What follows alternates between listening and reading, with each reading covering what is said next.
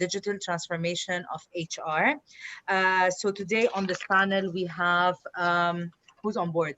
Ms. Tamkeen, Mr. Sayed Farhan, Mr. Ahmed Hanser, and Mr. Hassan, and Mr. Ghulam, of course, on board to actually discuss this point. Let's aim to have a half an hour discussion. And if we have any questions that comes from anywhere, we will just feed you with them. Okay, the floor to you guys, and good luck. Thank you. This is Atiq Ahmed. I'm Director of IT with PITC, and I welcome you all on this panel. And we have a very interesting, very diversified panel, not only with regards to their backgrounds, but also with reference to gender for that matter. So I hope Fatma is also around, and we have got everyone around. So may I request all of you to introduce yourself individually for a couple of with a couple of lines so that we can get going.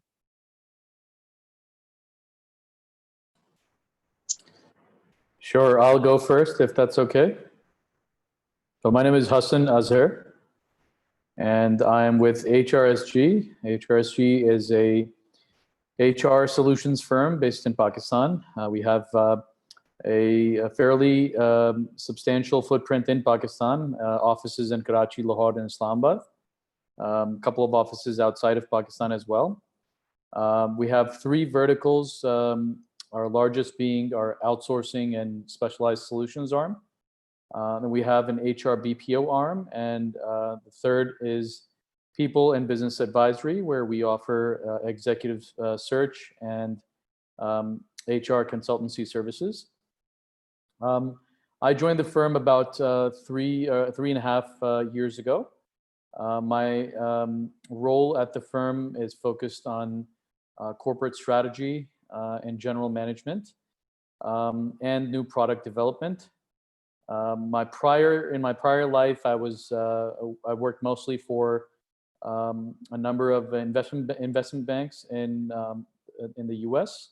on Wall Street, specifically focused on private equity and the real estate and infrastructure space.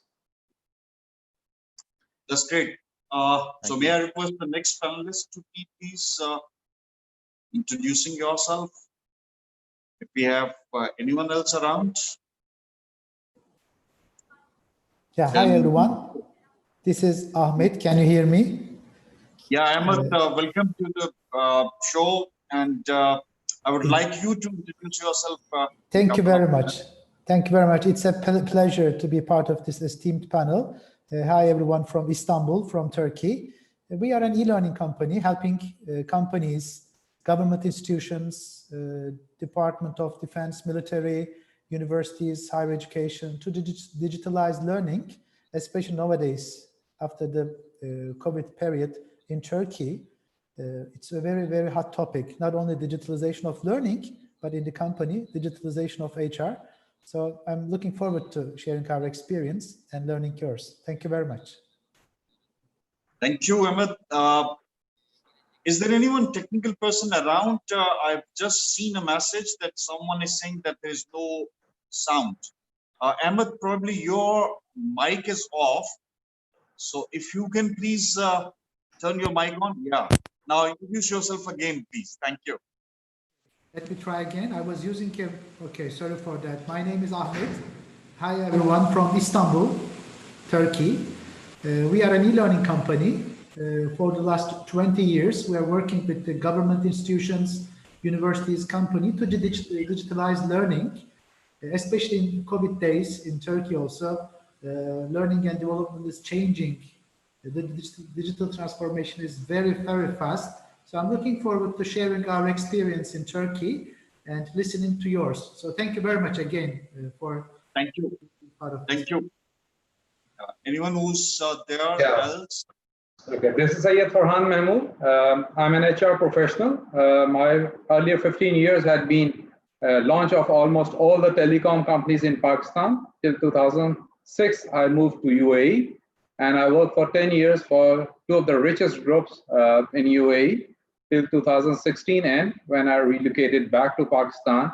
And from that, I'm doing consulting, human resource consulting, and focus towards digital learning kind of initiative. In the last few years, I've done massive digital learning initiative into major companies of automotive sector, telecom sector, and that's where we are heading. And I think with COVID, the work has multiplied many folds. Let's see how we adopt digital at a workplace. That's the future. Thank you. Next panelist, please. Yeah. Hello, everyone. Tamkeen here.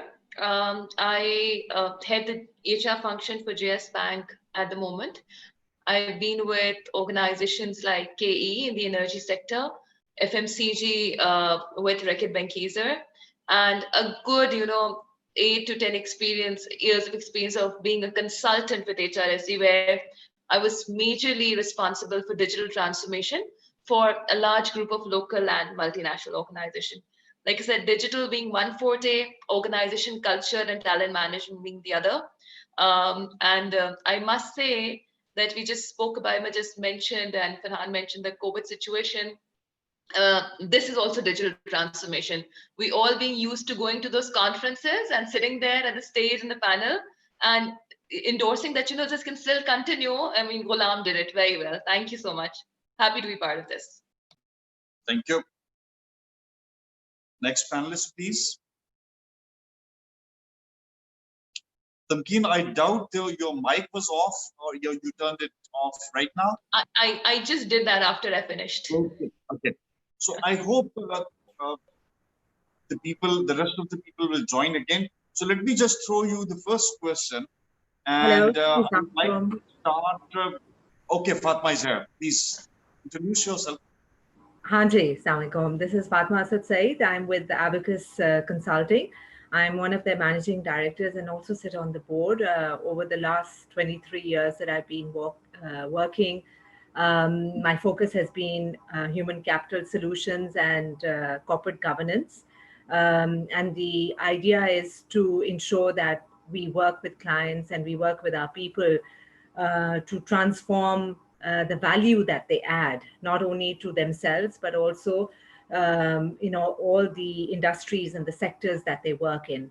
So as our outreach grows across an international geographic footprint, it is essential that we keep in view that especially in this COVID situation, that the well-being of our people is the top priority. And whatever strategies are put into place in terms of business continuity are very well aligned to safeguarding the health and wellness of our people. Thank you. Thank you. Do we have another panelist over here? Shoaib Saab from CCL Pharma or anyone else around? Okay, so let me just throw the first question to all of you. Atiq Sab, I'm not sure if Mr. Ahmad has introduced himself. Ahmad joined us from Turkey. Ahmad has done it. First time it was off, and the second time he was around. Ahmad, we can't see you. Can you please switch on your cam? I request all the panel members to please stay on the camera, so because you are live, so your video will look nice. Only me and Zina during this time of your panel discussion, we will be at the backstage. Thank you. Correct. So let me just throw the first question. The question is that now we know the digital transformation is like a very big terminology. It encompasses all the areas of the organization. But once we talk about the HR particularly, so how can HR people help the organization to do this digital transformation of the HR perspective? So anyone who could start for that matter, please.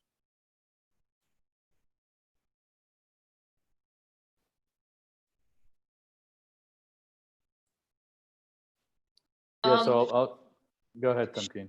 Please go on.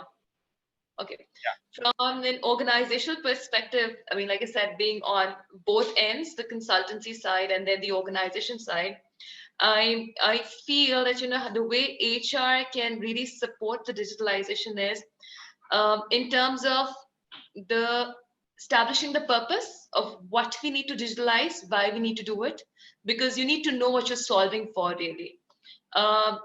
When you've done that, it is important that what tool you're selecting. The selection of the tool, because if your tool selection is in absolute contrast to where your organization is or what your purpose is, it's going to be a failure. You can, I mean, I've been part of organizations, you can procure the best of global systems, but after doing everything, after doing the implementation, when you take it to the employees and they're not ready to use it, if they don't find the purpose in it, it is going to fail, right? Because in a lot of cases, we first roll out the tools and then we go and try and tell the organization that, you know, come on, start using it. So that, and also it is important that the way you can support is that you can assess the organization readiness and help the organization build towards it by taking everybody on board. Usually, I mean, I can speak from the organization side, being, you know, again, in the HR piece. Usually we feel it is our own decision being the HR people, right? Yes, we are the experts, but we are rolling that technology out for our people and for the business. So they have to be on board with everything. If you take care of those measures, I mean, to a great extent, when you go for a digital transformation, you will ensure that your organization is ready for it, and then it is a success. All right. Ahmed, I'm throwing a question to you. What is the employee readiness in terms of digital transformation right now, particularly in your part of the world? Oh, wonderful question. Thank you very much. In fact, one of the very critical role of the HR for the digital transformation of the company is to increase the awareness of the digital transformation. The digital literacy. What is the digital transformation? What are the key elements of digital transformation? How to change the business model, how to change the process, how to automate the, let's say, the regular tasks. Not the regular tasks done by hands, but the regular tasks done by the brain as well, by the, let's say, human brain as well. So according to the research in Turkey, people are aware that the digital transformation, the awareness, knowing the digital transformations affecting the business life and in their career is very critical. But unfortunately, according to the same research, not more than 30 to 40% of the companies are doing enough to increase the awareness about digital transformation and initiate the digital transformation.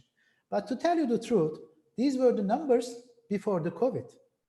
Within the COVID, the digital transformation become the new normal, and in a weekend, in 2 weeks time, many things is kind of digitally transforming. That's why the learning and development function, which is generally under the control of the HR, have this critical role to increase the awareness, to make people competent about the digital key concepts, and help people think about the business model, what they are doing, without being afraid of losing their job. So it's another point. So you have to be sure that, well, if the regular things are done by the robots, it doesn't mean that you're gonna lose your job, but you have to increase your potential, increase your competency. The competency is the real, let's say, money working in the company. So you'll be ready for the next role, which is above the role which the machines can do. So it's a kind of very critical position, very critical role HR and L&D is having. One more last thing. In Turkey, we're all discussing in HR world, in the companies, in the business life, that the leadership is very critical. The leadership is very critical in terms of digital transformation, yes, but also the leadership is very critical for making mistakes, so letting people try and fail, because it is how the digital transformation is working. And I think this COVID period kind of increased the awareness of this digital transformation and how important the human side of the employee or the leaders in the companies are. Thank you, Ahmed. Fatima, I'm posting a question towards you. I'm throwing this question to you. Ahmed has just talked about the business process change while you are looking at the transformation. You being into the consulting for so many years and you come across so many organizations, different organizations. How easy or how challenging is this to bring in this process change as far as the top management is concerned to move towards the digital transformation? Fatima sir. Yeah, thank you very much. That's a very important question because any change management exercise has to have the support and the ownership and the commitment on a long-term basis from the top, whether it is at the board level or whether it is at the executive, actually at both levels. If it is not firmly part of their business strategy, then that is just a failure waiting to happen. So it's absolutely critical that any change management, any transformation that is an intrinsic, integral part of the journey that organization is wanting to take, they don't have that support, it's a no-go.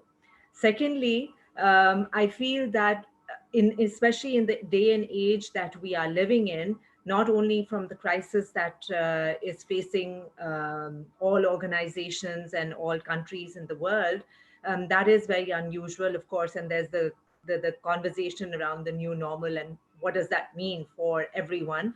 But even before that, the digital transformation meant that we had to transform because business processes were transforming.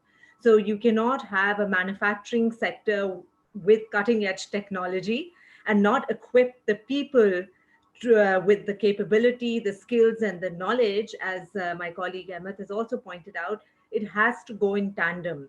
So firmly, it has to have visibility. It has to have a certain conscious decision in integrating it.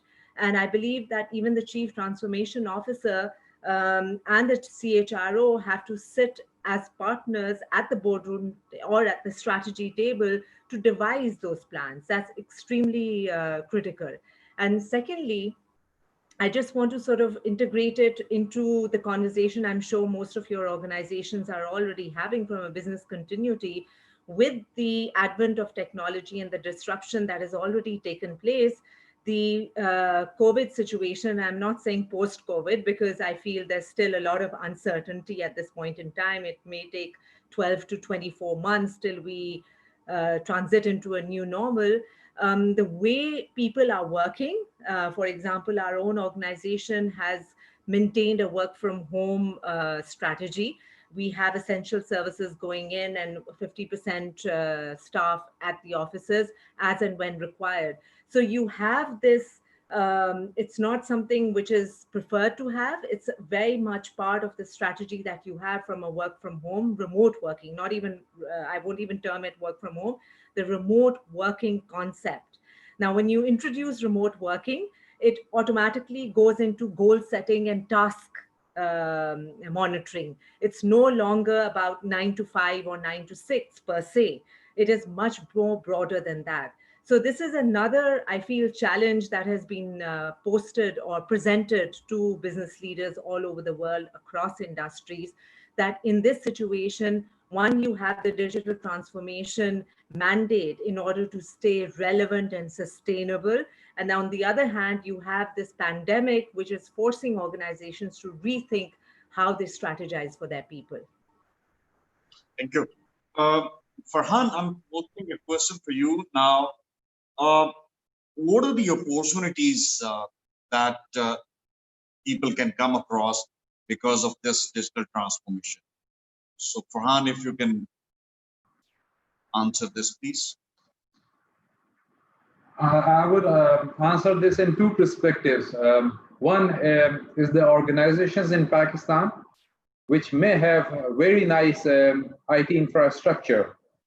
The first level would be that they need to have a digital adaptation assessment to gather what they have and what is their usability, which is a big gap in those level of organizations. So the employees would be trained according to them. The second level is the organization which was not digitally savvy till now, right? And then they need to go back from point zero for business process remapping to a technological adaptation, and then having the people to be trained, right? So I think there are two major areas. The bigger major area is in our country, there are a lot of organizations which has lot of great technological tools available, but the human factor, adaptation, is pretty weak. And human resource departments have no assessment to have this gap between the technological adaptation. They do performance assessments. They only do individual assessments. They do employee engagement assessments. So I think it is time to understand that we need to do digital adaptation assessment. And I think in this COVID time, let's be honest, there are a lot of technological companies in Pakistan right now. When it comes to work from home, they were questioning, right? Why so? You were already a technology company. What did not happen in your organization to work from home? Technology always taught us that we are digitally savvy. So I think that's how we need to bridge the gap. Thank you. Hassan, coming to you. We all know that there is a very important aspect of the HR, which is HR analytics. And linking it with the current situation, how the HR analytics can actually help improve organizational performance overall. And particularly in this pandemic situation, which Fatma earlier mentioned, or Farhan also mentioned, it's no more 9 to 5. It's more about getting the achievements. So how HR analytics can actually help this out to improve the organizational performance? Certainly, thank you. I think there's a number of different factors that once you have a credible, once you have credible data and you have effective analytics, you're able to then make educated decisions based on that analysis or those analytics. For instance, if you look at things like turnover or retention, companies can then develop a plan to mitigate, let's say, high turnover, for instance. If they have the correct data analytics, they can then start to target specific areas of concern that cause high turnover and thereby improving their retention rate. Similarly, when it comes to talent or managing risk, companies that employ data analytics can identify which new hires are high performers, and it can then focus on maybe devising a fast track program for those people. In terms of managing risk or mitigating risk, companies can analyze data and develop profiles which let's say candidates who are at risk of leaving prematurely, you can kind of develop a plan to mitigate that issue. So analytics is something that I think is not yet as pervasive as we'd like it to be, but I think as it becomes more and more popular and sophisticated, it is something that I think can be used to the advantage of the organization. Thank you. Now the next question is particularly to Fatima again. Well, you coming in from from the multiple backgrounds, knowing different organizations and all that. There was during the talk, there was discussion about that the top leadership is very important once you think of bringing in digital transformation. My question will have two parts. The one needs to be answered by Fatma, and then I'll move to Amber. In our part of world, how easy it is to convince the top management, the top leadership of the organization to move towards the digital transformation. Fatma, over to you. You're right. There are challenges in terms of the thought process and the vision that exists in certain sectors or certain organizations. I won't say in certain sectors, because there are leaders in every particular sector who are conscious of the fact that if they are to maintain, as I mentioned, relevance and sustainability for their organization, they will have to engage with technology platforms, with a technology strategy in order to survive. As far as the challenge of it depends on which segment you're working with. And I feel by and large, even in our small and medium sized enterprises, there is a consciousness and there is a awareness that they need to have some form of technology which is driving their business. One of our businesses focuses primarily on the mid and medium-sized, small and medium-sized enterprises as well. And it's very heartening to note that these organizations may be very small or very local in their outreach, but they have taken the decision to invest in technology, at least on the business process side. The real issue is how much of an investment they're making as far as people is concerned. And I feel as HR professionals, Tamkeen also mentioned that it's connecting with the person, making sure that they are being not only utilized according to the strengths and the capabilities that they bring to the table, but also being very conscious of what is next and how their learning and their career path is developed is the responsibility of the organization. That is where we really struggle with. And we feel that we live in an age where we can actually leverage on opportunities because we are connected from a technology perspective, and access to information and access to what other organizations are doing is readily available.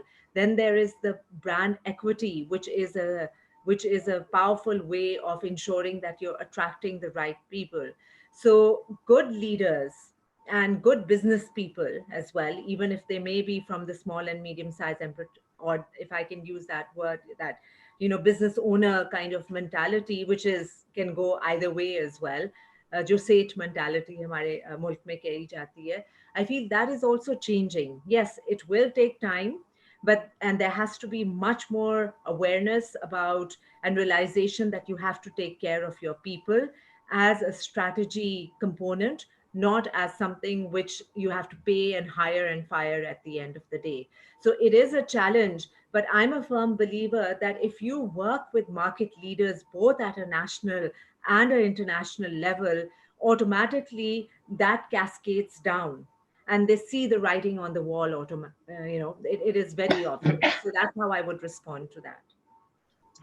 Thank you. Ahmed, a similar kind of a question for you as well. What is the leadership role in your part of the world to adopt to this digital transformation, particularly in the HR sector? Thank you very much, Ahmed Atik. In fact, nowadays, even the government is kind of taking the leadership of the digital transformation, both in the government sector, in higher education, in university, in companies. There are lots of initiatives about the digital transformation of the companies. It's not only the financial initiatives, but also if culture-wise, you can initiate your company to be more, let's say, digitally transformed. There are lots of education incentives, training incentives. So there are some monetary and non-monetary incentives as well. But nowadays in the HR world, in the companies, one of the very critical topic that we're discussing about this digital transformation, change management is I will mention again, the corporate culture, to be very flexible about the failure. So if you do make a mistake, is your manager, is your company will fire you? Are you going to be accused of this? Or are you going to be very kind of free to make any mistake? So that is one of the very critical leadership that within the companies we are discussing. Okay, we have to maintain the culture to be kind of ready for any kind of mistake. For example, if you're talking about blockchain, if you're talking about the robotic process automation, there will be lots of failures in finding the best solution. So the failure itself is one of the most important, or tolerance to the failure is one of the most important part of the digital transformations, let's say change management perspective. Secondly, for this change management, you need to kind of create champions. So in fact, instead of kind of accusing some of the department, let's say, not being very digitally transformed, companies are kind of fostering the champions who are more successful. So the more successful cases are definitely more motivating the company. It's a kind of a very good gamification to see the best examples, and then you do the kind of similar thing in the transformation. But it's all, although it's all digital transformation, it's all human and human capital. I think at least leadership is now more aware of this. So it is the human thing. It's the human thing. Thank you. Okay, thank you, Ahmed. Hassan, coming to you, I totally agree with Ahmed's comment that we always need mission champions to adopt these kind of situations. So, Hassan, my question is to you that how we can create these kind of champions, the mission champions to adopt these digital transformation processes. I'm sorry, I didn't get the question. Can you repeat the question? Well, Ahmed was commenting that we always need some kind of champion to come up with the challenge of a digital transformation, which is generally considered to be the top management, top leadership.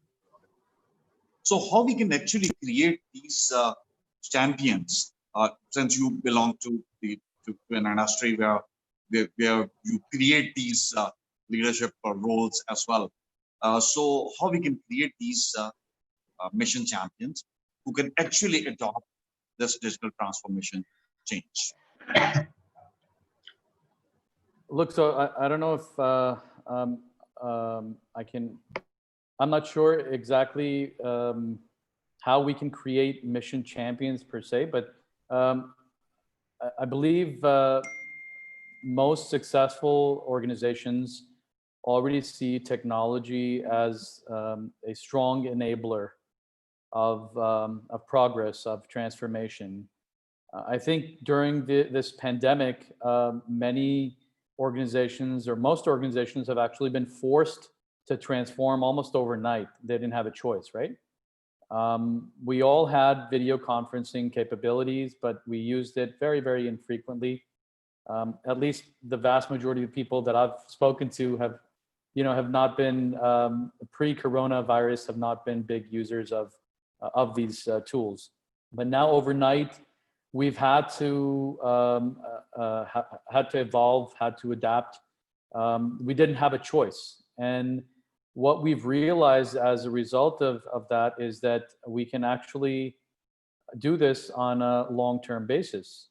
And what we're seeing now is that organizations are now becoming more and more receptive to technological solutions, to digitization overall, because they're seeing their own models evolve very, very rapidly. So if I were to give you an example, some organizations that we've been talking to over the last couple of months, they didn't have digitization of their HR systems, for instance, anywhere on the radar for at least for the next few years. And now they're very highly motivated to make a switch because they've kind of been forced to, and they're realizing that it makes things very, very efficient. When people can do a lot of the work from home or from a remote location that they can get done in the office, then companies are seeing that they may not need as much office space, or that they can give their people far greater flexibility to work from a remote location and improve their work-life balance or their personal lives as a consequence of that. And as long as there's there's good accountability and objectives are well articulated. Many organizations are realizing that they can actually, this can become part of the new normal. And so creating that change, I think sometimes organizations are inspired by other good organizations that have adopted technology and made made it a big part of their business model. And I think in the current times that we live in, many organizations have actually been forced to do that. I think if you effectively implement good technology within your organization, that then becomes kind of contagious, and one good thing ends up leading to another. So if you have, for instance, we employed Office 365, which had Microsoft Teams, and we were using it even before this pandemic. And now it's the default way to get together for a lot of our people. And I see a lot of other organizations doing the same thing. They're, organizations that we speak to are telling us very similar stories to ourselves. They're not looking at drastically expanding their office space, even if they're expecting growth. They're looking to have more remote workers in the mix than, far more than in the past. So Thank you. I don't know if that answers your question. Time we have, can I just ask GM or anyone else how much time we have? That's why I came. I can give you 5 more minutes. I have only one question on the chat. Maybe we can cover that also at the same time, that there's no mention of the manufacturing sector. So what's the opinion on the manufacturing sector on Pakistan not taking up Industry 4.0 initiative or digital factory? So I have one question, particularly for Tamkeen, first of all, and then I'll like everyone to close and answer this question as well, the question that has been asked by Rafi Shahid from all the panelists. Tamkeen, coming to you, since you belong to the banking industry, and we know in the last couple of decades, the banking industry has actually revolutionized the digital transformation for that matter, but that is for the core banking. How receptive the banking industry is with reference to the digital transformation of the HR sector? That's the question to you. So thank you, Atik. In my opinion, so I've been part of this industry now about 7 months, and in my humble opinion, I see that similar to other industries, even in the banking industry, HR wants to digitalize because that's a good thing to do. That's a cool thing to do because everybody's doing, right? That's pretty much the case across industries, so nothing different really here. Banks, because now they're moving more towards digital accounts, digital banking per se, following the international standards and all. So the concept that, digitalization has its own value exists, and much stronger than other industries. So that is an advantage here. The way it is transforming is that there are still debates around the kind of tool that we can use in the banking industry, but that's coming more from the legacy concepts that, we can't be very innovative here. So that is something that is still in the process. We are trying to break those stereotypes out here. If I quote our example specifically in these last 7 months, we were able to sort of, do away with that myth. And our process that we followed out here was, just to quote like a real example, we first connected at the management level, because I'm a strong believer that when you're wanting to invest into technology and you're talking about HR digitalization, it is not the decision of the HR head alone. It has to be the organization decision. The organization has to sit together and identify the purpose that I mentioned earlier. And then you have to see the kind of tool that you're bringing in. I could say that I've got about 360 branches across Pakistan, and I want to go, and when I want to sort of implement an attendance solution, I want to go do geofencing across, not realizing that it is easy to get a tool and do geofencing, right? Because that is happening nowadays. But again, if 70% of my workforce does not have smartphones, it is a failed concept that I'm trying to bring in, right? So the fact that what you're wanting to do and the technology that you're bringing in has to sync in together. And then people really finding what they're trying to resolve for into it. And also would like to add here something that you asked Hassan and a couple of other members.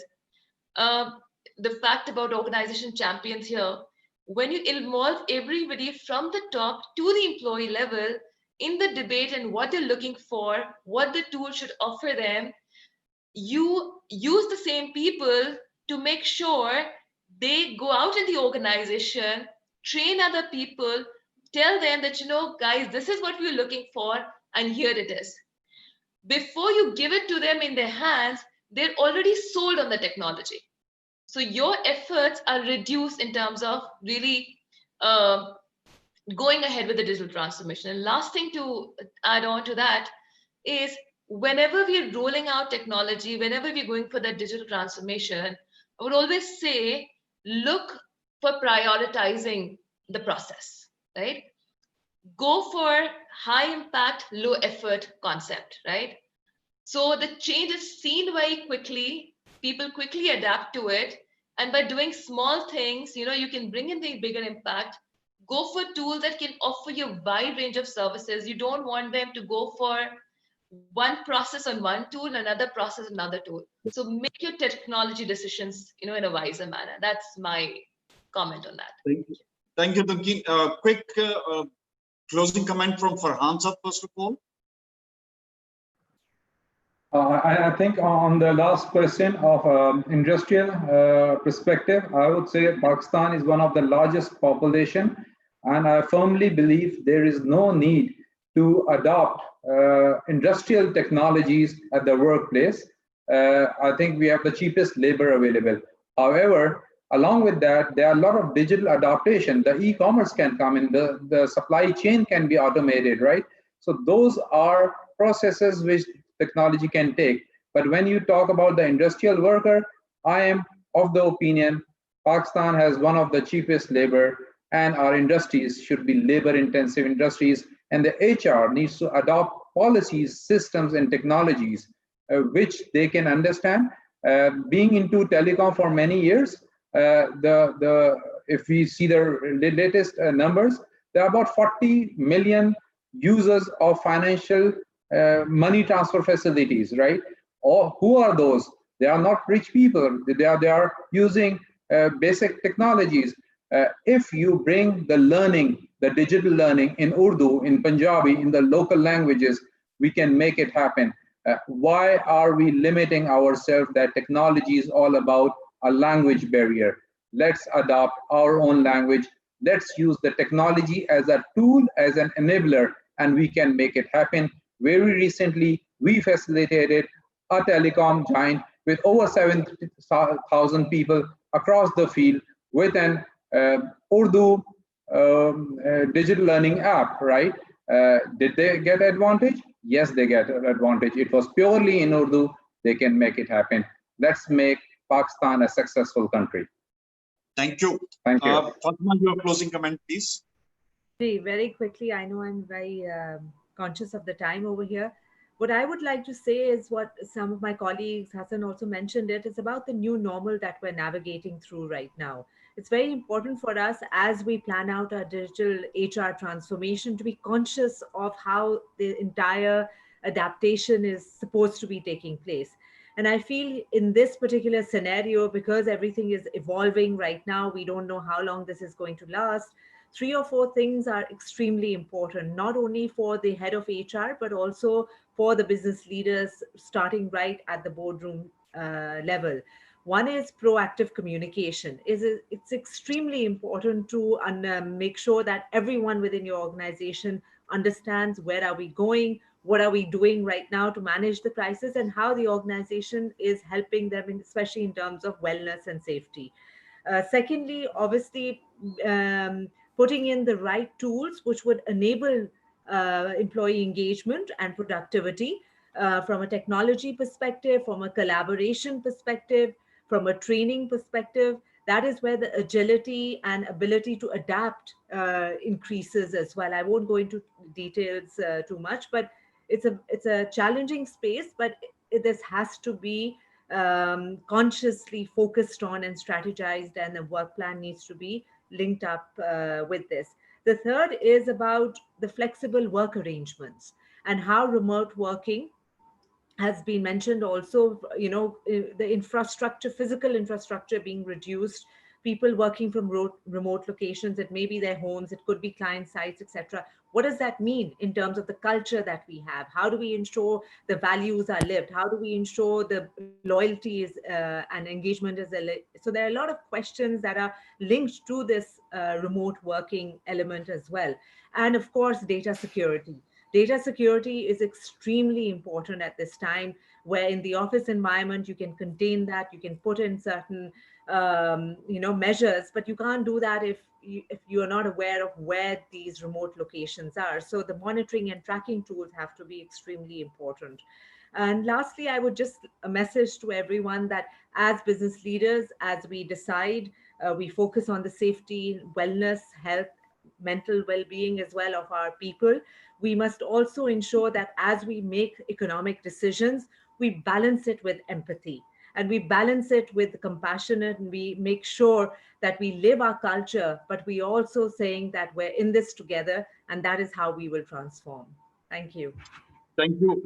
May I ask Ahmed to please post a comment as well? And at the same time, Jim, there are few questions in Q&A area. So do we need to answer those questions right now? Zinia can inform because she is the moderator. So she knows how to handle such situations.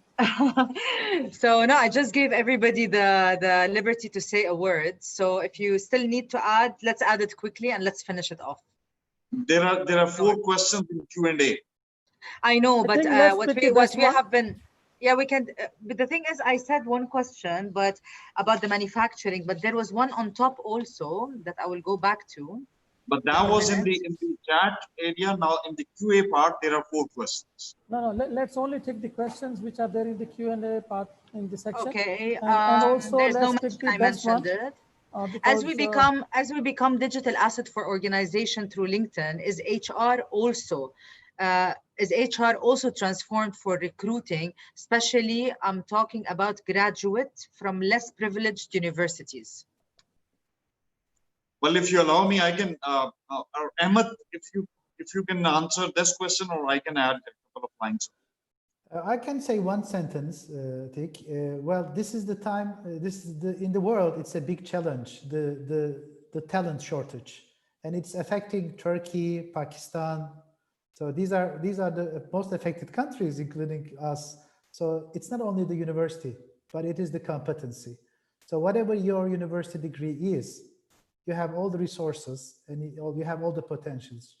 Just get it and be the best version of yourself. So I think with the digital transformation, with having knowledge, learning everywhere, we have the chance to be our best version, and without any, let's say, high level university or more expensive universities, we can do it. I think.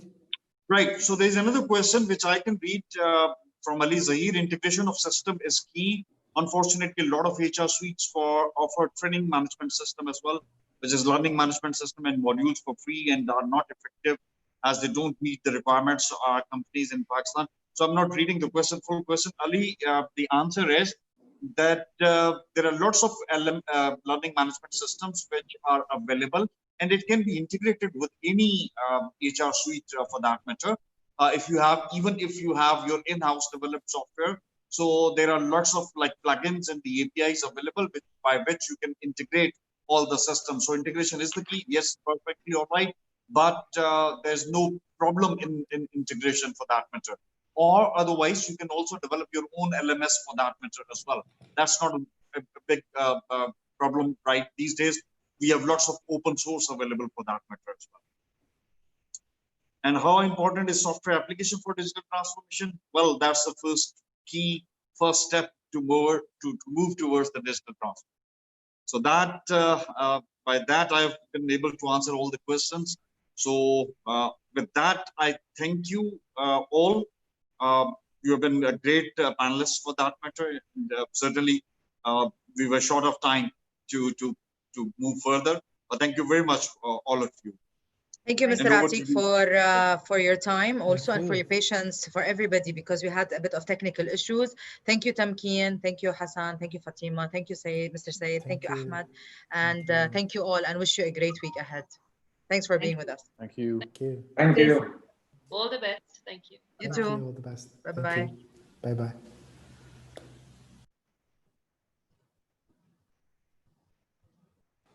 So Zenia, the next panel members, they are also there.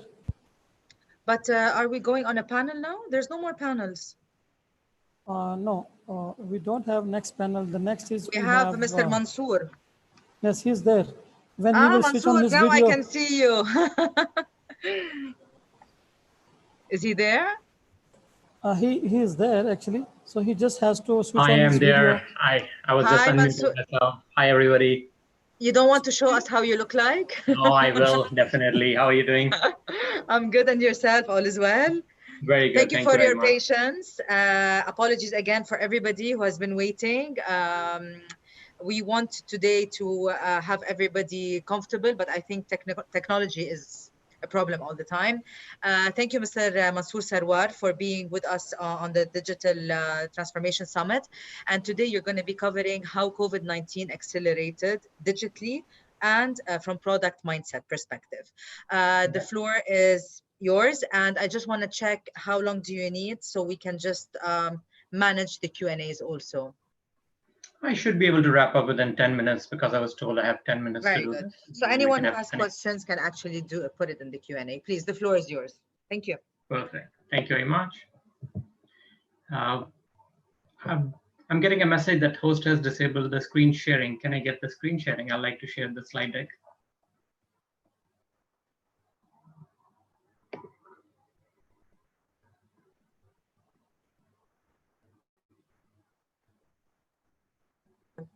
Ghulam, are you there? Zena, you're on mute. Yes, I'm here.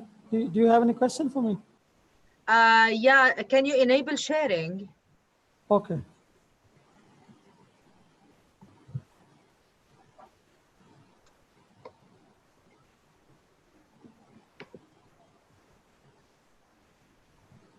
You can share your screen. Yes, How's you can business now. so far? How's it going? So I'm So done with the, I have given the rights. So can you So try please- and share the screen? Let's see.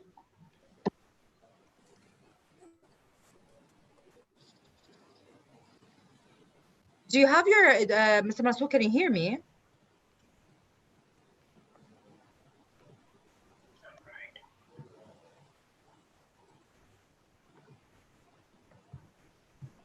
Mr. Mansoor, can you hear me?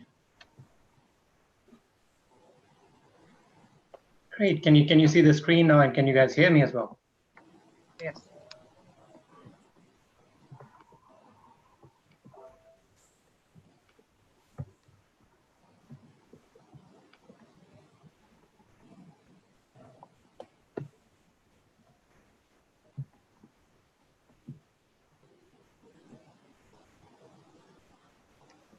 All right. Am I audible? I just want to double check if I'm audible for everybody.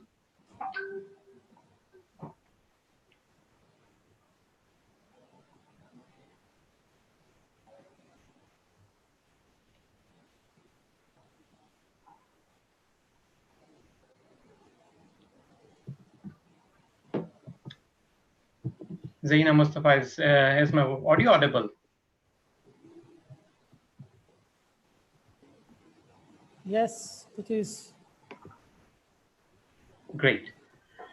Wonderful. All right. So yeah, let's hit the ground running. I'm conscious of time as well. So thank you everybody who's participating in the summit. It's wonderful to see so many thought leaders and experts around the table. So the keynote I have for today is how COVID-19 accelerated digital and product mindset, and what opportunities and expectations are shaping the post-pandemic world for us. So first things first, we obviously need to do a quick stock take of where we are and what is going to be the impact. What is all the analysts and all the data saying from IMF and World Economic Outlook. Effectively, we're looking at more than 3% negative growth in 2020. That's the first thing that stands out about this whole COVID situation. And on the far right, you can see the global trade is expected to fall almost 1/3, between 13% to 32% year on year. In the middle, you see a total impact that has been calculated by the International Monetary Fund, that the world economy is expected to lose over $9 trillion. $9 trillion worth of economic downturn is expected to result from this whole COVID situation. So this is the output loss or GDP cumulative loss that we need to brace ourselves with. We take one step further, and this is from Google Analytics. We took this snapshot 2 weeks into the pandemic when the first 100,000 cases outside China were first confirmed. And this is what was happening on the Google. And this tells you exactly what people are thinking. So if you see tourism, delivery, shopping, everything is taking a knock. People stopped looking up for that. And what are they looking for instead? They're looking for Skype and Zoom and how to get remote deliveries and so on and so forth. So effectively, we can already see that the consumers very early into the pandemic were already thinking of how do they get their life sorted in a lockdown environment when they can't access physically different people, different businesses, different organizations. How will they operate?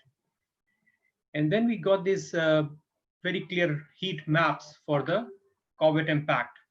COVID impact heat maps were that which industries are getting more affected versus which countries are getting less affected.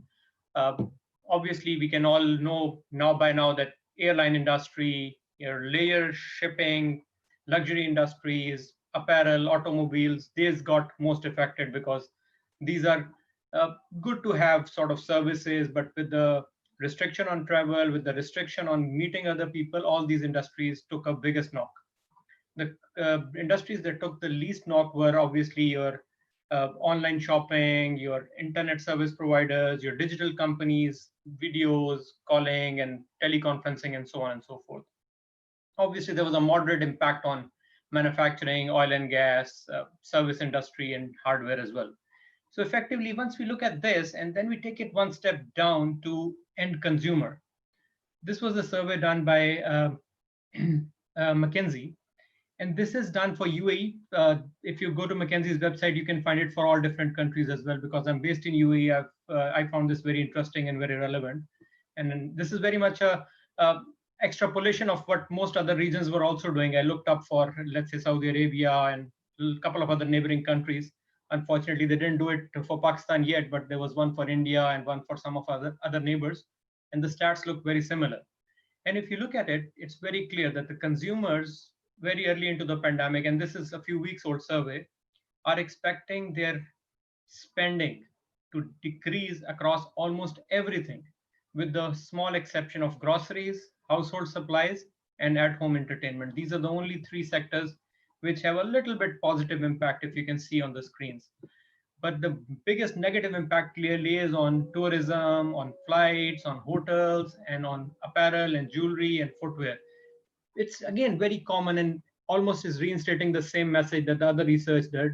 So what I did for this keynote is I collected research from different analysts to see if it's all in sync and it's making sense. And we did a lot of analysis as Sage also to arrive at almost the same conclusions. When we are talking to our prospects and customers and partners and colleagues, we're getting the same message that there are certain industries which are thriving, but most industries are in a bit of a, call it unusual circumstances of uncertainty, cash flow issues, not enough clarity on when and if they will be able to go back to the old normal. Most businesses are now realizing this new normal is going to be very different from the old normal, and the things have changed almost forever.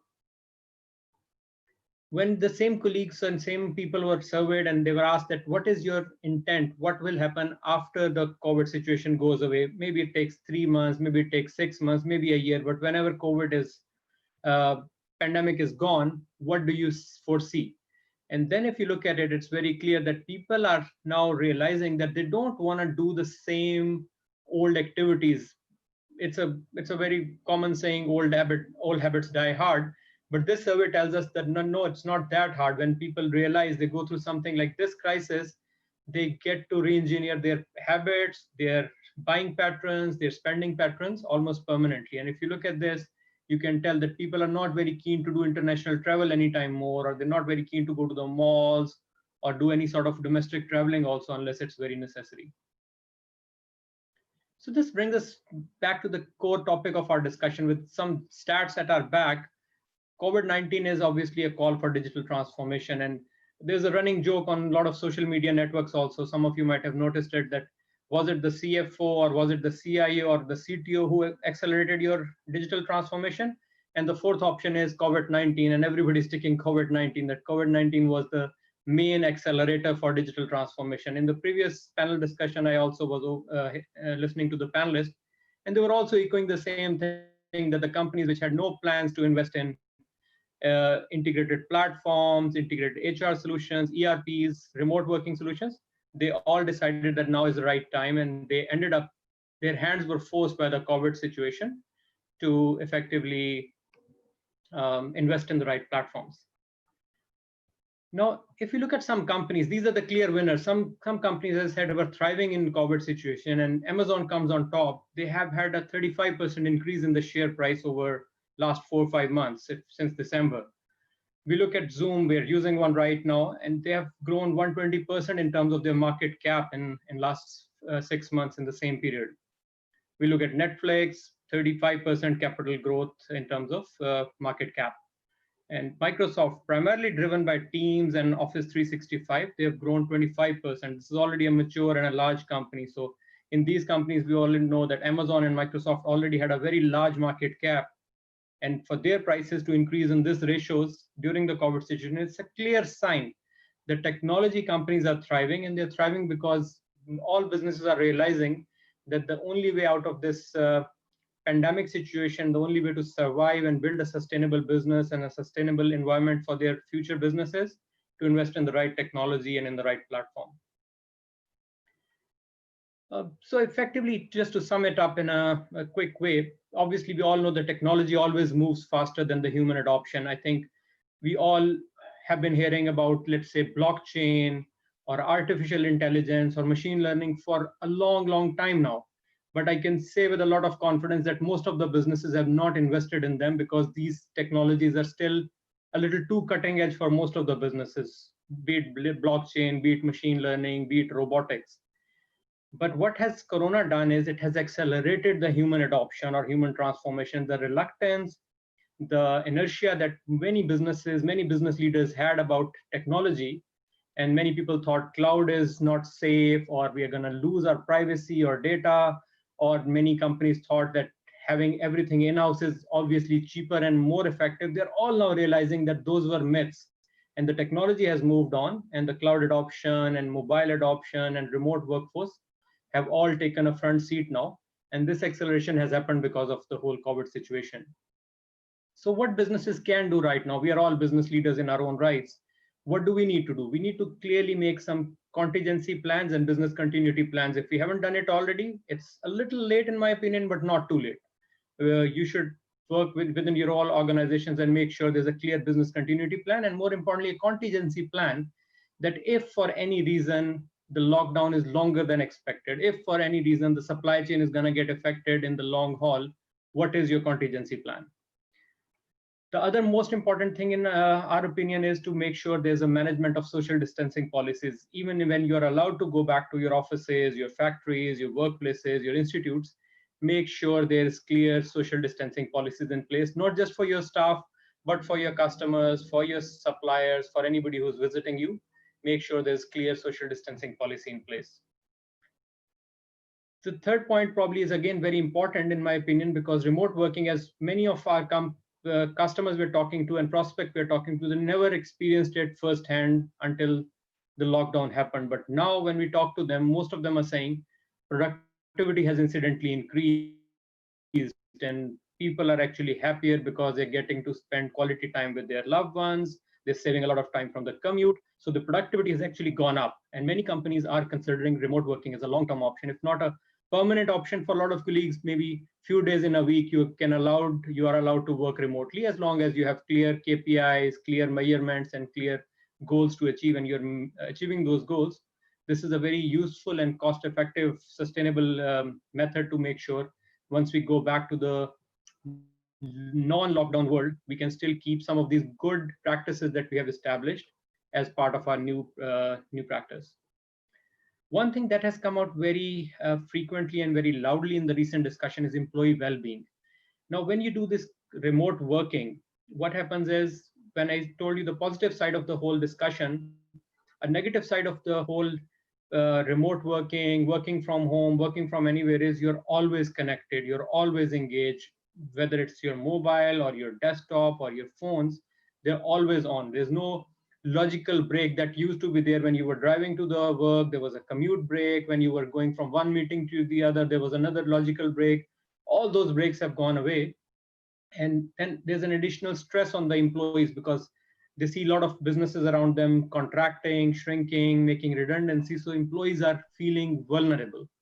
And we as leaders need to make sure employee well-being is at the front of our mind also. We give them not just their, call it moral support, but very clear mental health, mental well-being, physical well-being, invest in the right platform so that they're not only assured, but very much positive and energetic about continuing to work, and they get the confidence that they're going to thrive with us as businesses, and they're not going to be part of our cost cutting measures and cost optimization drives going forward. Once we put that culture together, you'll be surprised how productive your teams are and how hard they're willing to work to make sure they turn the ship around if it's heading in the right direction. And last but not the least, and this is where we come in as Sage also, and a lot of other technology vendors as well, invest in the right technology. And it's easier said than done. It looks like a buzzword. It looks a bit cliche also. But this is probably the most important thing you need to do right now. Invest in the right technology, and right technology is different for different people. One pill is not going to solve everybody's pain. So you need to look at your business. You need to look at your staff's capability to use technology. You need to look at your customers and your vendors' capacity to absorb different technologies as well. And then you need to decide, what is your digital transformation journey looking like? What do you need to buy in what sequence?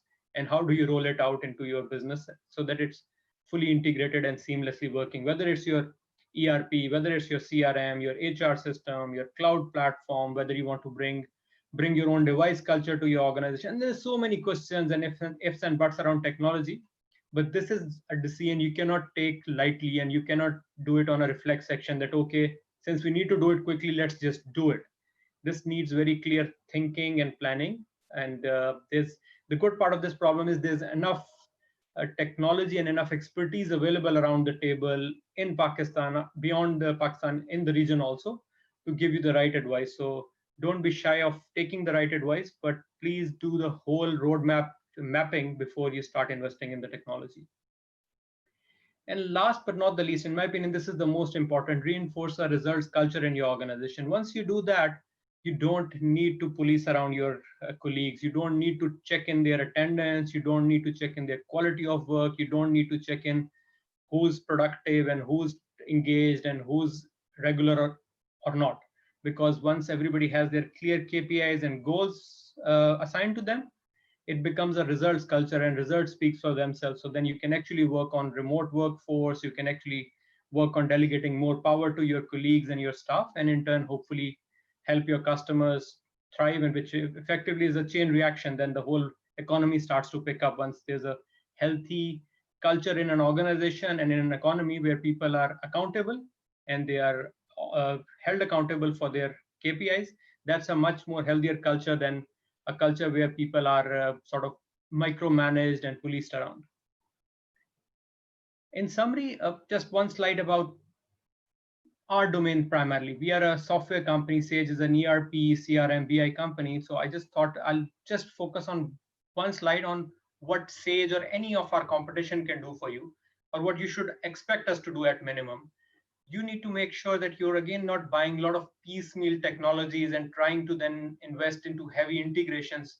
People keep on telling that technology is there to integrate with each other, and integration is easy, but anybody who has gone through integration project would know that integrating two different products seamlessly is a very expensive affair, not for the first time also, but every time an upgrade happens between one product or the other, a major upgrade normally breaks the integration and you have to reinvest in that again.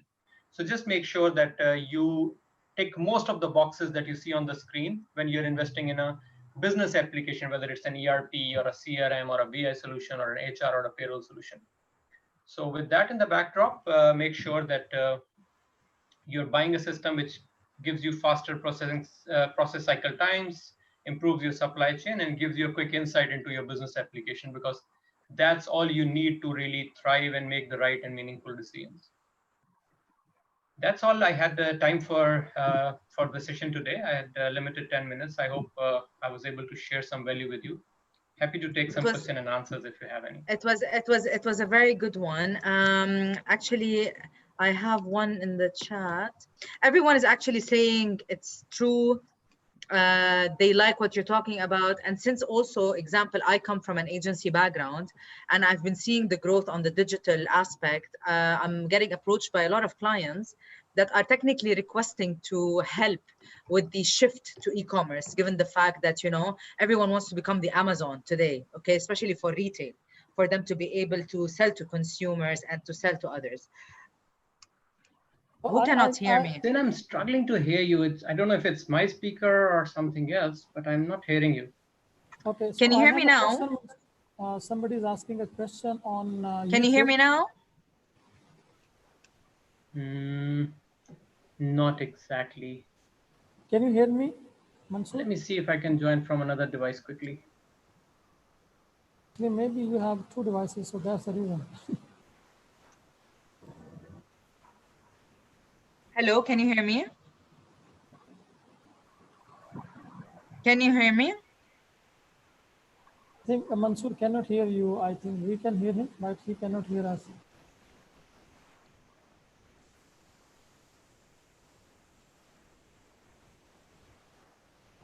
Okay, so let me put question to Mansoor. I will type the question. No, Mustafa, I can't hear you. I'm gonna try to join from another device very, very quickly. Okay, so I put the question.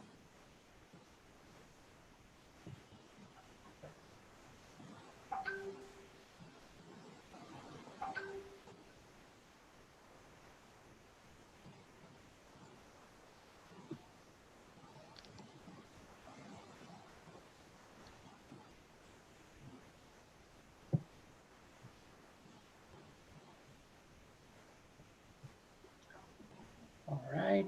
Okay, so it's probably my speakers, but apologies for that. What I'll do is, while I'm trying to join from another device, I'll take the questions from here. If you can type it in the chat window, I'll try to hopefully answer them from here. I'll switch to Q&A. I'm back. Can you hear me? All right. Okay, so what we can do, we can ask, you know, Zina, we can ask. Can you hear me? Zina, we can ask Mansoor to go on the backstage, and My apologies. Give me one logical second. I'm gonna try one more time. Okay. Can you guys hear me? Hello, yes, Zina, I can hear you. Can you hear me? You can hear me?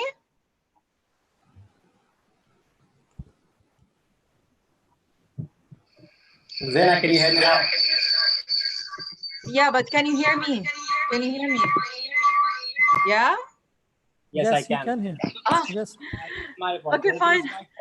I'm so sorry for this mess. With regards to the Q&As, yeah. Let me just put this one. One question, Mansoor, I sent you on your WhatsApp as well. That was actually a question is being asked on YouTube. And Okay, the question is, can you please share the best social distancing practice adopted by organizations across the globe? I think it's a very important question. Well, it is. It definitely is. And thanks for sharing that.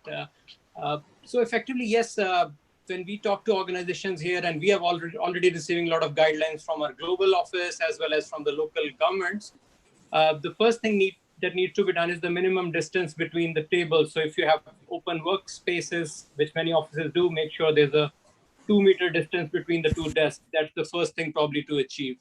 But the more important thing is when somebody is walking in, make sure their temperatures are screened, somebody is checking it, there's enough sanitization supplies available in the office, everybody has access to face masks and hand sanitizers.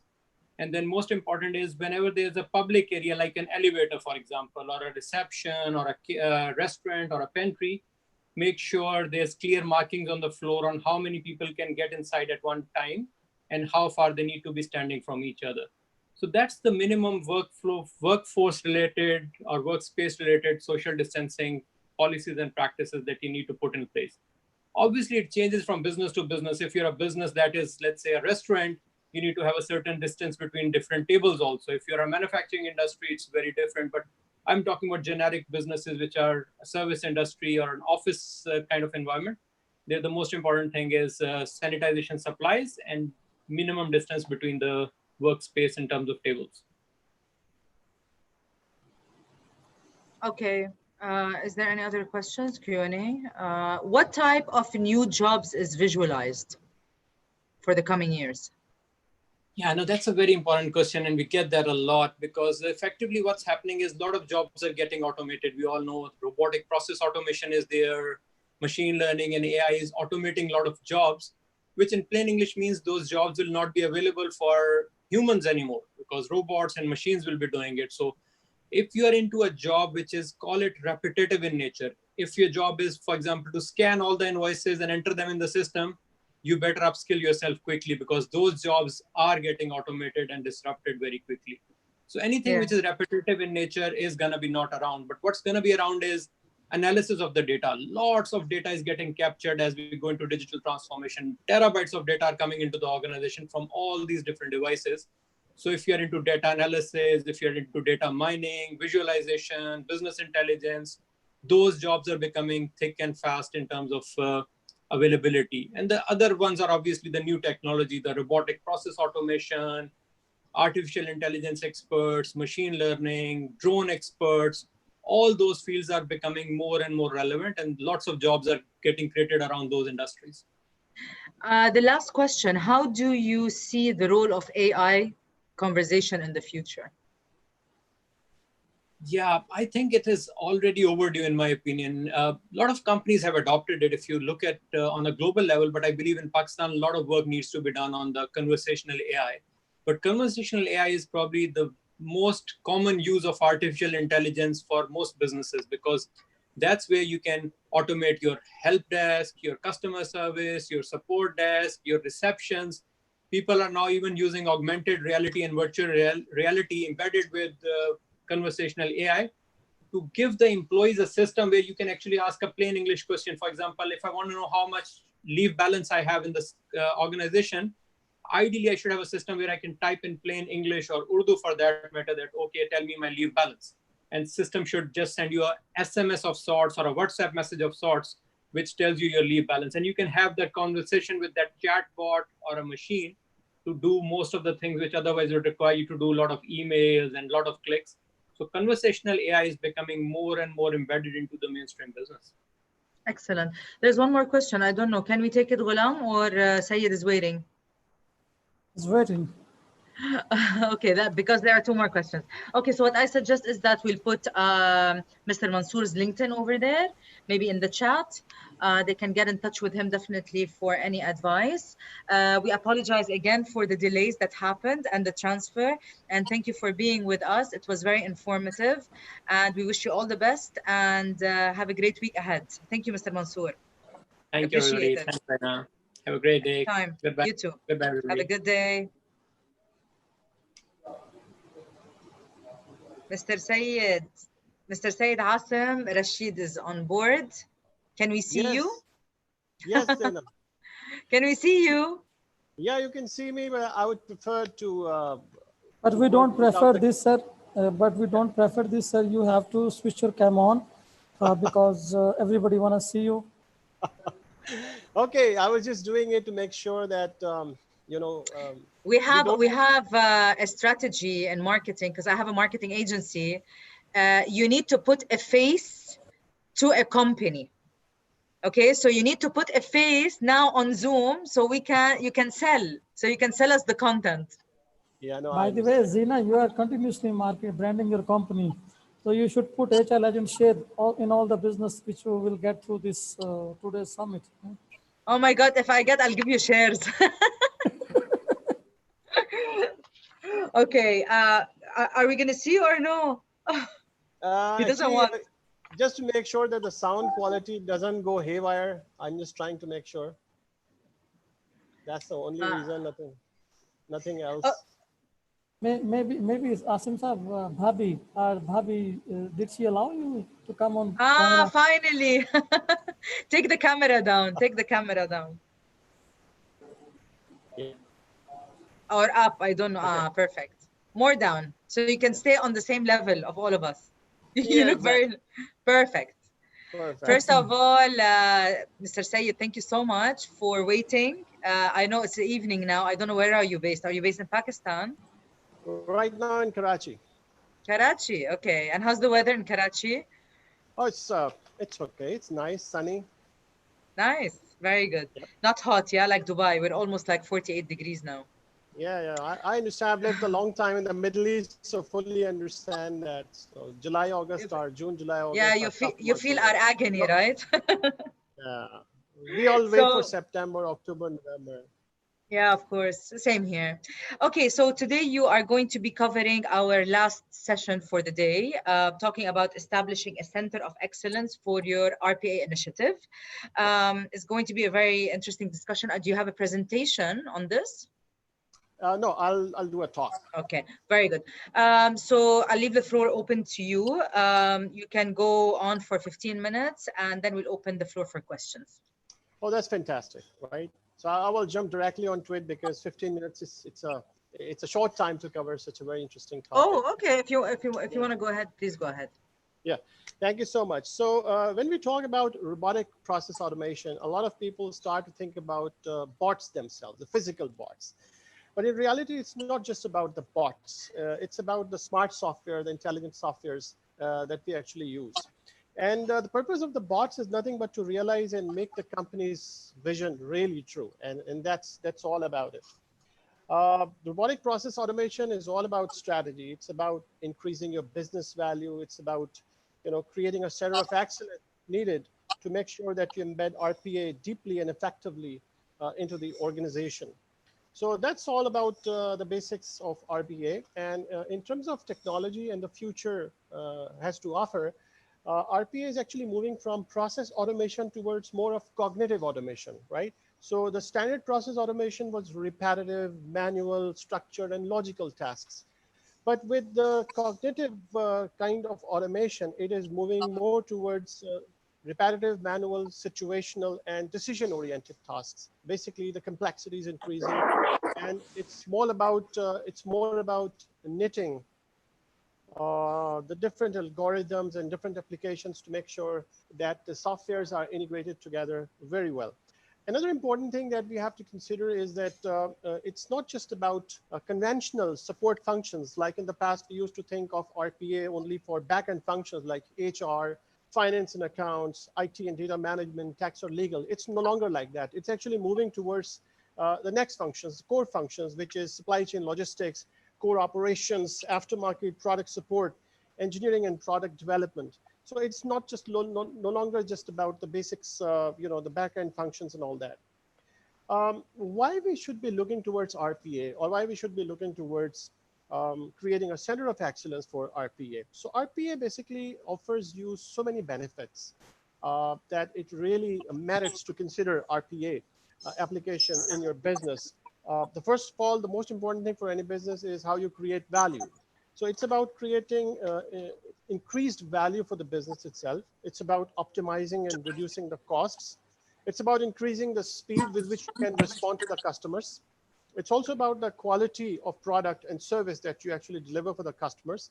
And it's about improving your compliance. The cost of the bots, and when we say bot, again, it's not just about physical bots, it's also about the smart softwares based on AI applications. You can see that in some of the applications, actually, humans take roughly almost 15 times more than a bot. So the speed can increase and the quality can increase, the number of errors can reduce. And also, according to some studies, the error rates in some processes actually reduce from 60 to 70% to almost zero. And that means you are reaching a very high level of quality. Use of RPA also adds towards improving the decision-making process because you get better data points, you get better insights into your data analytics, which is physically sometimes impossible for humans to go through so many files and all that. Again, when RPA is assigned the basic, repetitive, mundane sort of tasks, the employees, the human beings are having the opportunity to go and do high cognitive work, and that creates a lot of employee satisfaction as well. Scalability is also very easy. So you can always scale the operations if you have bot operations. You can have increased uptime, process standardization. And another important thing with bots is that you don't have to do sampling, right? Because with human beings, a lot of data points and all that, you have to sample the data. And every time you sample the data, you actually lose the accuracy, the precision. With bots, you don't have to do sampling. That actually increases your output rates and all that. Plus, bots are physically available for you 24/7, and that means for many plant and automation engineers and managers, they can be a source of data for 24/7 basis, which is very, very important for plant managers. The next is about what are the key things that you need to consider before RPA implementation. So the first thing is need analysis. So you need to really take a look at, is there a business need for that? Why do we need to do that? We don't do anything in business unless there is a business case. So need analysis is number one. You don't do RPA just for the sake of doing RPA because some other competitors are doing it or some of the other players in the industry are doing it. The second thing is perform a VSM. So carry out a value stream map. Draw the flow chart, but not just the flow chart, draw the value stream map, because value stream map has the ability to remove the excess steps in the business process. And in this way, once you remove the business process extra steps, then you can automate the process. If you do not remove the waste or the non-value added activities from the process, you won't be able to get an accurate estimate of the automated process. You want to remove the waste from the process. The next thing is if you have a core system that can be altered to implement automation cost effectively, then I think this process is more of a priority for an effective RPA implementation. And that's very, very, very important. The next area is when you are doing this, please make sure, because of the data security issues, cyber security challenges, data breaches that are happening, that you do have to have the client's permission for data confidentiality and usage for the sake of security of data. If you have outsourced processes, make sure that proper delivery methods are implemented and applied. And finally, evaluate the RPA vendors thoroughly. That's a very, very important point that people need to consider. Now, let's get into the fact that how do we actually implement the RPA? So how to do it? What are the steps? So the first step is build the skills and capacity and the capability in the organization. And when I say that, it is very important that we have to have the business side of it and the IT side of it working jointly, in line, in support with each other. And at the same time, you have to look at when you develop the team, there are plenty of interesting roles that need to be there. And, just to give you a flavor, and for the sake of time, at least I will announce those roles that need to be incorporated into the system. So you should have RPA sponsors, you should have RPA champions, you should have RPA change managers, you should have RPA business analysts, solution architects, developers, infrastructure engineers, supervisors, service support. And finally, once you have a balanced team, step two should be you create an environment, a scalable, a functional and technical environment that should involve robotic configurations, a maintenance support, a performance and connectivity, and make sure that you involve IT in the early process of due diligence. Sometimes people miss out on this. And at the end of the day, it causes a lot of unwanted problems. The next step in terms of execution is articulating an effective governance model. So since you are going to touch a lot of business processes, governance processes in the organization, so make sure that you have a stable, centralized governance model that you apply. So good governance, we all know it goes a very long way. It includes assessing the RPA opportunities and prioritizing automation activities. It also provides guidelines for assessment, design, development, and deployment of bots. Productivity and performance metrics are very important. So what gets measured gets done. What gets measured gets better. And finally, enable the center of excellence and prepare for scale up. Scaling up is very, very important. So you don't want to do automation in a certain part of your business just to have a short-term win, and then you are unable to scale that, because at the end of the day, it's all about the center of excellence or implementing it into the business process so you can create the overall value for the business. So before you press the go button, make sure that the strategy and the growth plans of the leadership are already incorporated into the process of RPA implementation. So finally, a couple of recommendations from experiences. Number one, treat RPA as an enterprise capability. That means do not try to take RPA and implement it into smaller pieces in the organizations, because at the end of the day, it has to be an enterprise strategy to deliver on the overall strategic vision, mission, values, and the purpose of the organization. So don't run it in silos. Don't automate in silos. Go for the enterprise value, and don't look for the short-term gain. Look for the value creation in the long term. Second recommendation is focus on developing your RPA skills. So your core robotic operating team. So you make sure that you are not 100% dependent on the vendors. You should be able to develop core capability, a centralized team that should operate and work with the team members across the organization. So you should have a certain level of core capability with clear goals and roles. And again, business and IT teams together. That's very, very important. The third recommendation is establish a mature communication plan. So a mature communication plan is the one which is kind of a balanced plan that takes all the issues and challenges of communication across the organization, and that makes sure that the messages are consistent and they flow in a perfect way towards accomplishing the goal of the organization. The next recommendation is about it has to be business-led, IT supported, right? So don't do it half-heartedly. It has to be led by the management. Management buy-in has to be there, and you should be driving it from the top. It shouldn't be just a IT kind of a project. It has to be taken as an enterprise-wise project. One word of caution that, in this process, the bots can go crazy. So you have to make sure that you have a central command center where you can manage those issues if the bots operate in a way which is inconsistent and not supportive for your business. And again, finally, which is something which is very important, and it's kind of a theme that's been repeated in various conversations, the human element of technology. So you have to make sure that human resource team leaders, they engage with people. There are people engagements where people are able to understand and connect with the overall project and deliver on that. So with all these recommendations, a final word from my side that we often talk about digital disruption is coming. Well, it's not coming. It's already here, right? So let's make sure we understand that digital disruption is not coming. It's already here. So either you disrupt or be disrupted. Thank you, everyone, for your time and attention.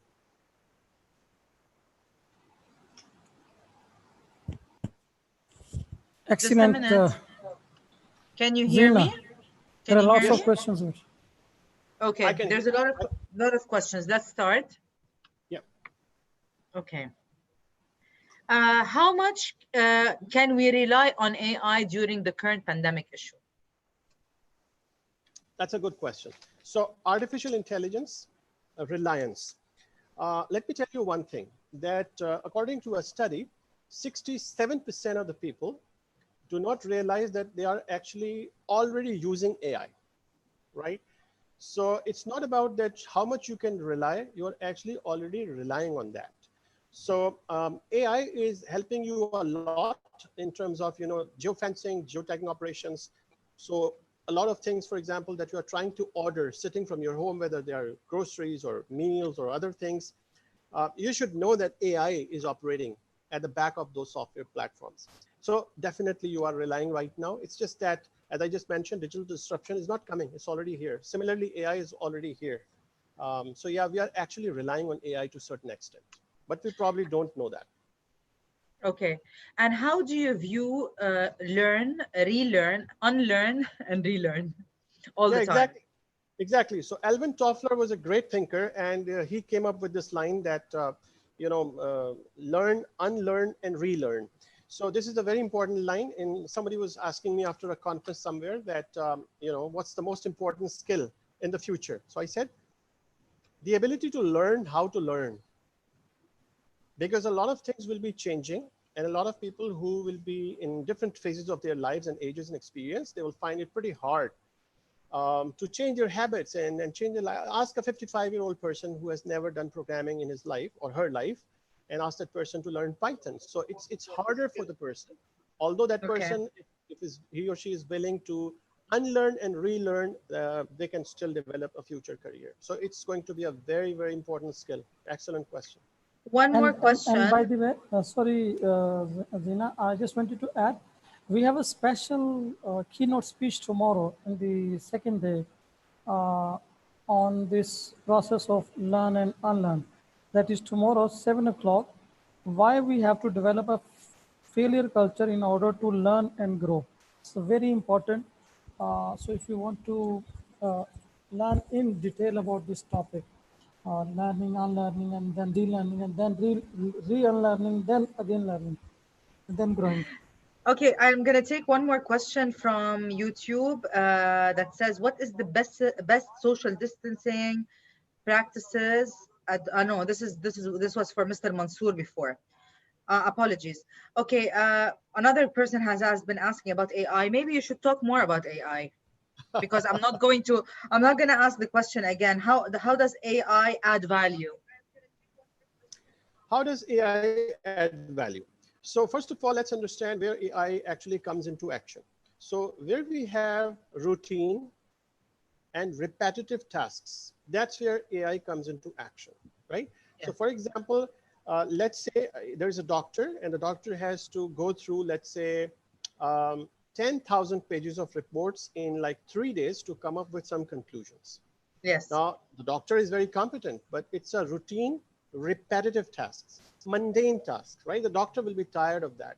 So what if there is a software that scans, maybe an RPA, a smart robotic software that reads and scans the whole document and finds out the relevant stuff and bring the conclusions for the doctor, so that the doctor could do the higher cognitive work.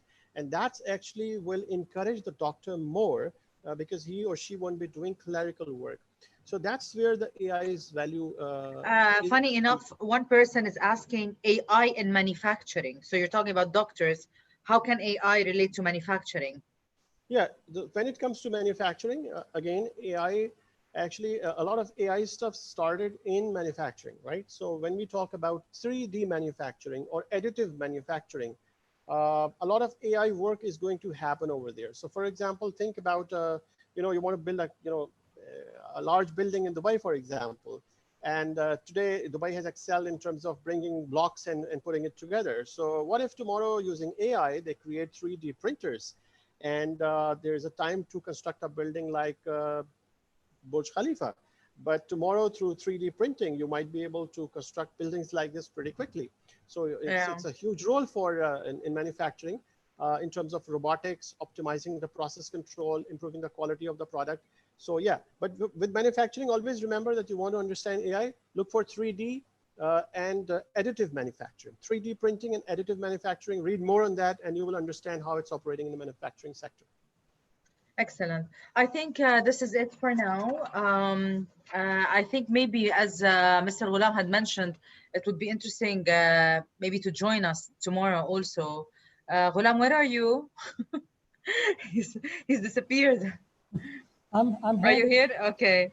You're tired now, I know, right? No, I'm not tired. Mentally and physically.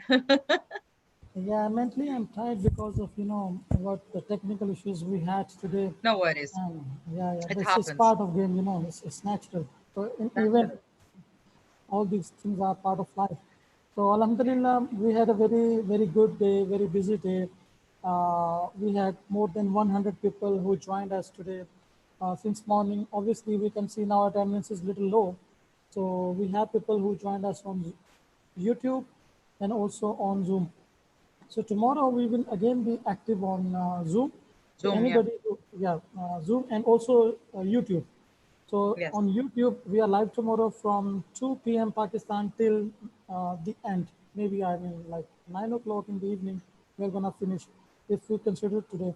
So as we don't have any more sessions today, so I request Zina to conclude and let's close today's proceedings. First of all, I would like to thank you, Mr. Ghulam, for the opportunity. I really enjoyed today. I learned a lot, actually. And with that, I think we conclude the first day of the Digital Transformation Summit. And I would like to request everybody who wants to join, as mentioned, on Zoom and on YouTube. And I would like to thank all the speakers, having also Mr.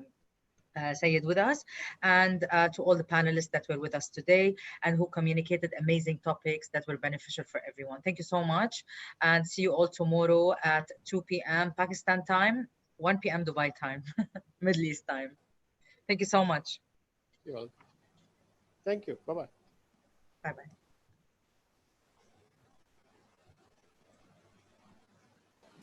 So thank you, everyone. So we are stopping our today's activity. Inshallah, see you tomorrow at 2 o'clock on YouTube and also on Zoom. Stay blessed.